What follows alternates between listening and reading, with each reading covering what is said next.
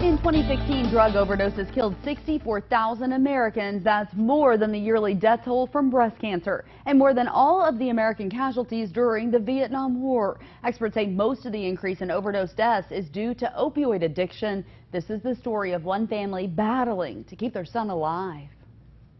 He's my most sensitive, sweet kid out of all of them, out of all four. Rick Van Warner says his family never saw it coming. One day, at the age of 16, their middle son never came home from school. Frantic, Rick distributed flyers with this photo of his missing son and began to piece together a shocking story of addiction. Initially, we had no idea that the problem that we were dealing with was so severe that he had fallen into OxyContin and was getting that at the school. After days of searching, Rick found his son in an abandoned building. It was the start of a horrible battle. Tommy has been brought back from the brink of death twice and relapsed 14 times. Dr. Lipe Roy is a nationally recognized expert in addiction medicine. Addiction is a chronic medical disease, a disease of the brain that's relapsing and remitting, so relapse is expected. It is not a sign of moral weakness or failure. Dr. Roy says the goal in the addiction field used to be abstinence from drugs.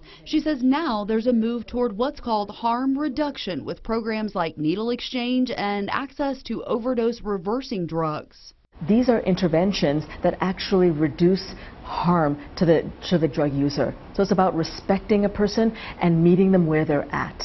Van Warner says he has spent more than $200,000 on his son's recovery. His son is now 26 and has a job. Rick says his family takes life one day at a time. He's a tremendously smart, loving person and has a heart of gold, and I would never, ever, there's nothing he could do that would ever make me give up on him.